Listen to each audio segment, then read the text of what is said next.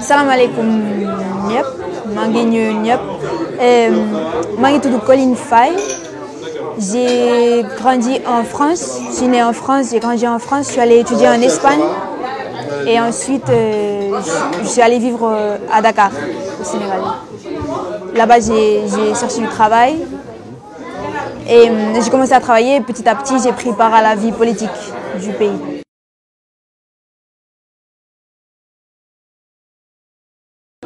Il y a un an, c'était novembre 2022, un peu plus d'un an. J'ai fêté mes 1 an en prison.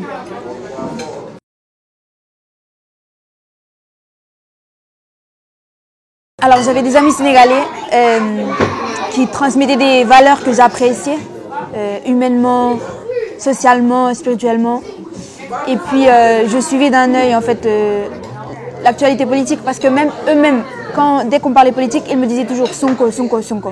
Donc je suis allée me renseigner un peu. Il y a eu le moment de mars 2021, les événements, tout ça.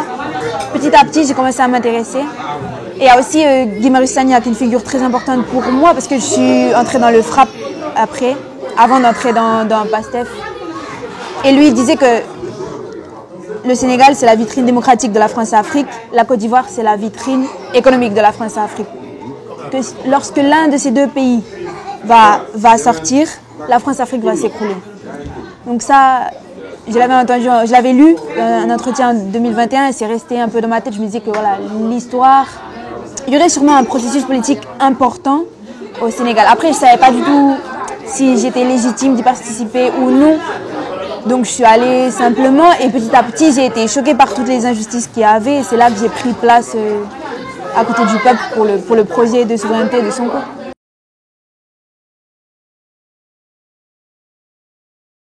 En Espagne, il y avait beaucoup de gens de la diaspora qui sont devenus des amis, qui m'ont appris les bases du Wolof, tout ça, et qui m'ont donné, Sarim, un ami, m'a donné un contact de sa petite sœur pour que j'aille dormir chez elle au début à Dakar quand je ne savais pas où aller, quand je ne connaissais rien.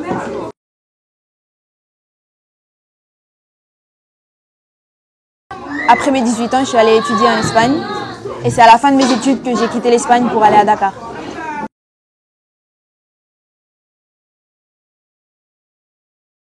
En Espagne, kinésithérapie, dans la santé, kinésithérapie et le shiatsu.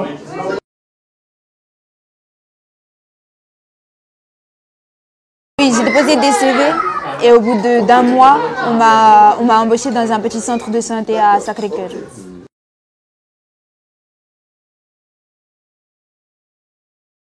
J'avais le contact de la petite sœur de mon ami. Ouais.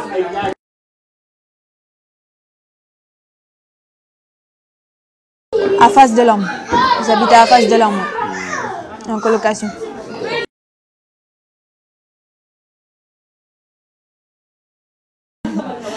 C'est vivant. Enfin, les gens ils partagent tout le temps. C'est moins stressant que chez nous. Le quotidien est moins stressant. Et moi, j'ai rencontré énormément de personnes avec des belles valeurs.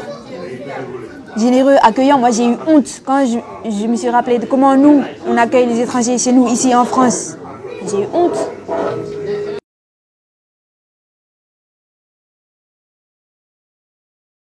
Teranga, le peuple, ça existe, le peuple transmet ça. Le problème, c'est le gouvernement de Macky Sall.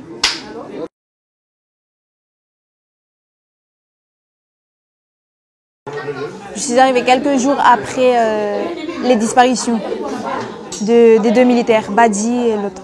Donc ça m'a beaucoup interpellée. Je ne savais pas que les choses étaient aussi graves, qu'il y avait autant de crimes qui avaient lieu.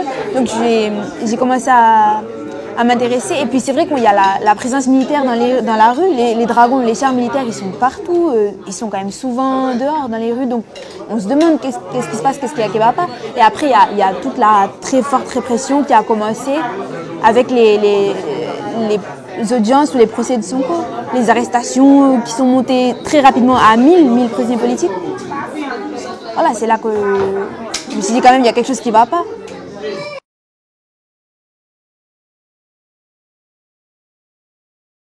Le 17 novembre, nous, le peuple, Le peuple percevait ça comme la dernière échéance possible pour que Sonko soit à nouveau intégré dans la liste électorale. Donc c'était un jour très important. Et en fait, simplement pour montrer du soutien, on a voulu se réunir devant la Cour suprême. Mais il n'y avait pas beaucoup de monde parce qu'il y avait beaucoup de présence policière. Donc ils nous faisaient être à l'écart, on était la plupart du temps sur le trottoir, on n'était vraiment pas dangereux. Mais malgré ça, au bout d'un moment, ils nous ont jeté les grenades lacrymogènes. Donc tout le monde a couru, tout le monde s'est dispersé. Et après, ils ont commencé les arrestations. C'est là qu'ils m'ont vu, ils m'ont interpellé, ils ont fouillé dans mon sac à dos. Donc il y avait un drapeau, une pancarte. Et après, au moment de voir mon bracelet, ils ont dit qui sont là. Ils m'ont amené dans la voiture de police.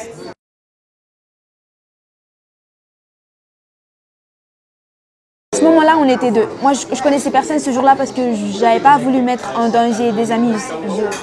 Voilà. J'avais peur. Bon, on a un peu tous peur. Je savais que pour eux, c'était plus risqué que pour moi.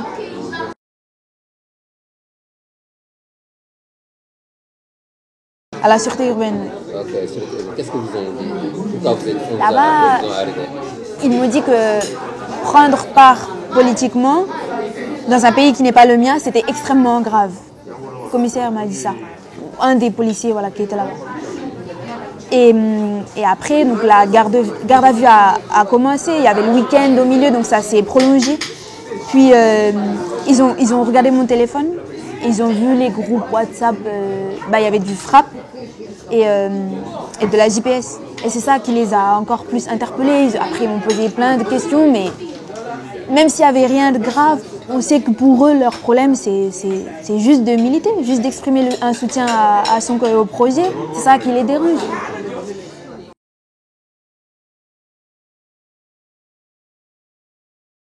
Donc là, la sûreté urbaine jusqu'au lundi soir et l'arrestation c'était le vendredi. Et après, le mardi, c'est les retours de parquet qui commencent. Mardi, mercredi, jeudi. Là-bas d'ailleurs, j'ai eu l'honneur de rencontrer Nidov parce qu'on avait le même avocat, Maître Koreshiba, que je salue au passage. Et son histoire m'a touchée parce qu'il me disait qu'il avait promis à son fils de venir en France le voir. Et il se retrouvait à nouveau dans les mains de la justice. On sait que c'est pour son engagement. On sait que c'est pour son soutien à Sonko. Donc voilà, c'était très triste. Mais je sais qu'il tient le coup et tout. Voilà, les retours de parquet. Et après, le jeudi soir, j'ai été placée sous mandat de dépôt donc par Mamadou Seck, le juge du 2e cabinet qui met souvent les manifestants en prison. Ouais.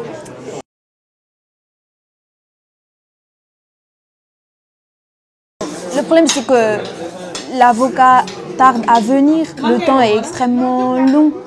On est là, on ne sait pas ce qui se passe. Moi, quand je suis redescendue d'un interrogatoire, il y a un autre policier qui m'a demandé s'il m'avait frappé.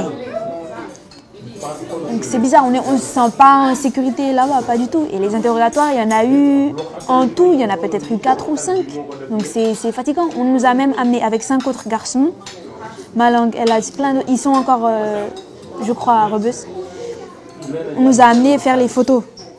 Photos de profil au bureau des identifications pour toute une procédure, voilà, comme des grands criminels, alors qu'il n'y a rien.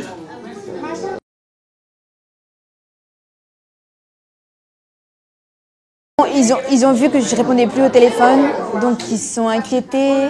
Mes proches non plus n'avaient pas de nouvelles de moi au Sénégal. Et je pense qu'ils ont contacté les autorités françaises qui ont confirmé que j'étais en détention parce que j'ai eu une visite du consulat, des personnes du consulat durant les retours de parquet. Donc c'était jamais en privé, il y a toujours un garde qui surveillait ou bien il y avait toujours quelqu'un avec nous, mais ils sont venus me rendre visite. Ouais.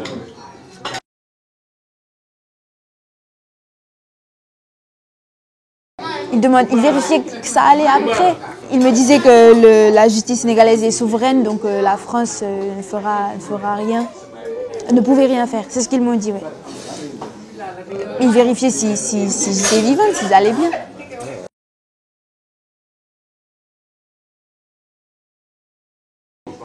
Ils me proposaient de l'aide matérielle, des habits ou des choses comme ça, mais je leur ai dit que je n'ai pas besoin.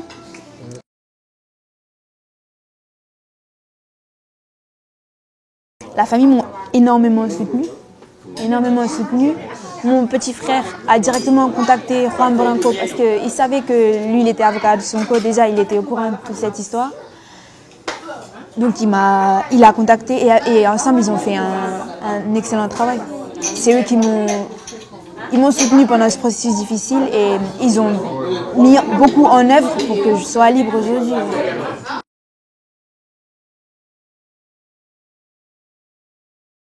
Non, même moi, je leur avais demandé de ne pas venir parce que mentalement, c'est difficile. On est au parloir 15 minutes, on ne peut même pas toucher l'autre personne. Ça faisait 1 an déjà que je ne les avais pas vus. Ça allait être trop difficile. Moi-même, je leur ai dit que je préfère qu'ils ne viennent pas. Que bientôt, je vais sortir.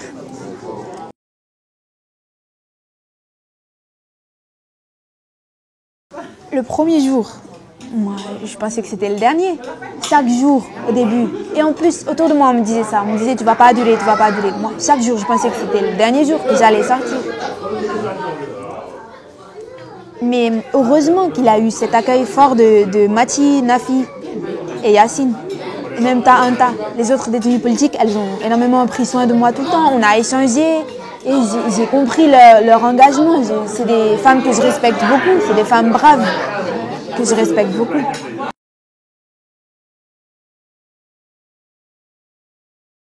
Elles ont vu mon bracelet, après elles ont demandé. Et j'ai expliqué l'histoire plus ou moins. Voilà. Et elles aussi m'ont expliqué leurs histoires. On a compris. On avait le bracelet dans la prison.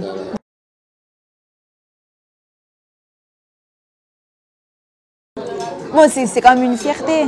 Après, on le sait, on est un peu à part. On a un peu un traitement spécial aussi de la part de l'administration pénitentiaire. On est très surveillés pendant les visites, très surveillés pendant les appels.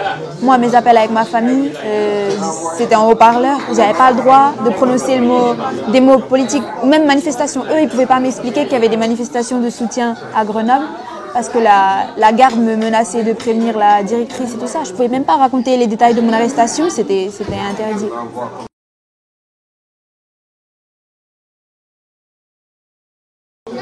Pour les prisonniers politiques, on ne pouvait pas parler de politique ni de l'arrestation, tout ça.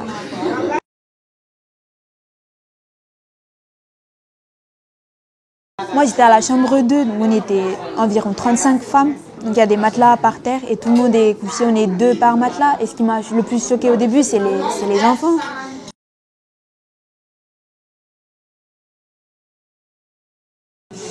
Quand tout le monde était allongé au sol, il n'y avait plus de place. Pour marcher, pour aller aux toilettes qui étaient à l'autre côté de la chambre, par exemple, on ne pouvait pas se déplacer sans piétiner quelqu'un. C'est surpeuplé, on est trop. Et moi, le problème, c'est que je dormais avec une femme enceinte, donc j'avais peur. Un lit, une place pour nous deux et elle qui était enceinte, c'était risqué, c'était dangereux. Donc la première nuit, heureusement que j'étais dans la chambre de Mathis Armien et Anta, c'est vrai que les deux, surtout Mathieu, elles ont énormément pris soin de moi tout le temps. Donc on se soutient mentalement les unes les autres. Donc ça va.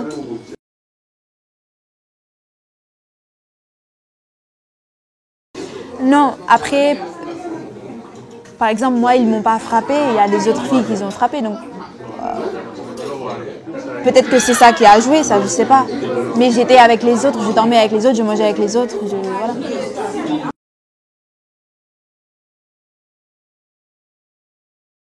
On sait, même dans ma chambre, il y a une dame qui est revenue un soir, elle était inconsciente, elle bavait. Et après, elle nous a expliqué qu'elle avait été frappée parce qu'il y avait des problèmes avec son fils. Son fils, il avait 2 ans, donc il n'était pas prisonnier et elle refusait de le soigner. C'est ça qui a entraîné la balle.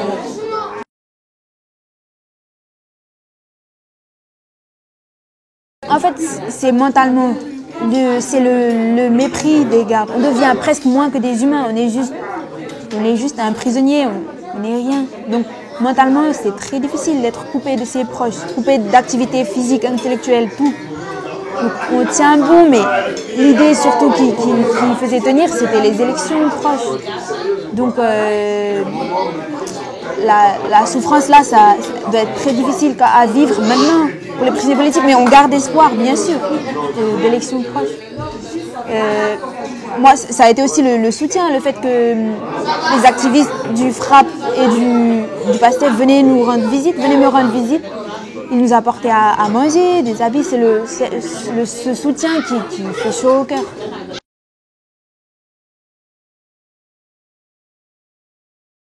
Le cachot, il donne du pain sec le matin et 2 plats dans la journée. Et après, il y a possibilité de faire entrer de la nourriture qui est censurée, qui n'arrive pas, on ne sait jamais à quelle heure ça va venir et tout, mais normalement, les plats entrent chaque jour.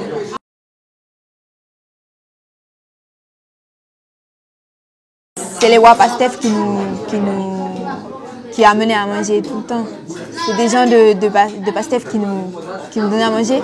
Mais le problème, c'est qu'on savait qu'eux, ils prenaient un risque quand ils venaient, parce qu'il y a déjà eu des arrestations ou des interpellations à la suite d'une visite, ou des gens même qui amenaient de la nourriture. Donc c'était leur faire prendre un risque, et ça, c'était pas facile pour moi.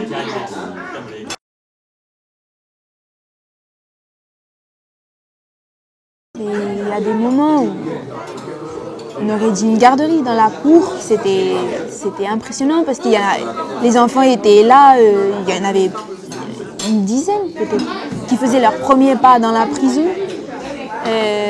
Puis moi, une image qui m'a beaucoup choquée, c'est quand ils n'arrivaient pas, pour s'équilibrer, ils agrippaient les barreaux de la porte. Donc voir un bébé, ça faisait mal au cœur. Et ils ne se sentaient pas en sécurité parce que c'est pas des endroits sains, c'est pas bien de grandir là-bas. Et en plus, s'ils tombaient malades, on ne savait pas quoi faire. Il y a beaucoup de négligence médicale, beaucoup. J'ai une amie qui était enceinte, en prison, qui a saigné pendant 16 jours. On ne l'a pas amenée à l'hôpital, elle a perdu son enfant.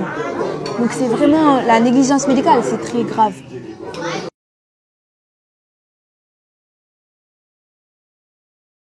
Le 18 janvier, il y a une garde qui vient vers moi. Elle me dit « Faites vos affaires, faites tes affaires ».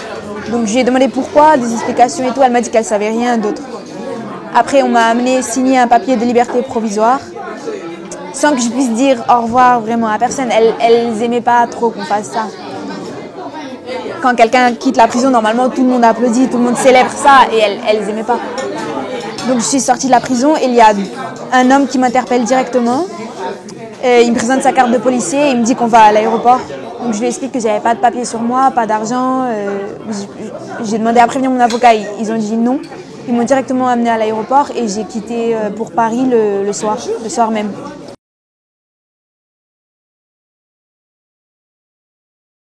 Papier, téléphone, argent, tout est resté là-bas. J'avais rien sur moi quand j'ai voyagé. Ouais. Donc vous avez voyagé sans passeport? J'avais un laissez-passer. Ils ont donné un papier, laissez-passer, qui m'a permis de monter dans l'avion. Mais à mon arrivée, par exemple, je ne pouvais même pas sortir de l'aéroport. J'avais aucun papier pour prouver mon identité. Donc je suis retournée au commissariat de l'aéroport pendant 2 heures. J'étais là-bas.